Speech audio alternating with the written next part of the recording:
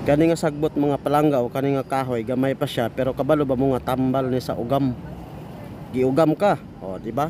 Ihid-hid lang mga palangga o di gud kaya ihid-hid. Usapon lang nimo ang dahon ni mga palangga. Kani nga kahoy. Herbal nga kahoy. Nya na pag kay luas.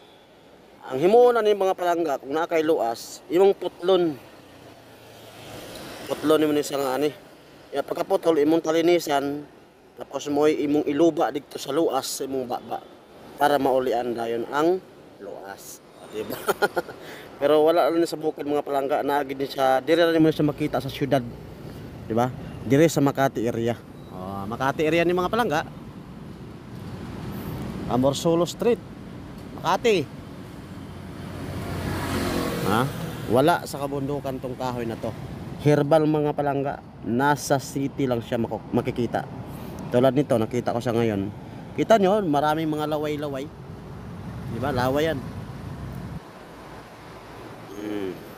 Napakan kag iro. Mura na siyang lawayan pod.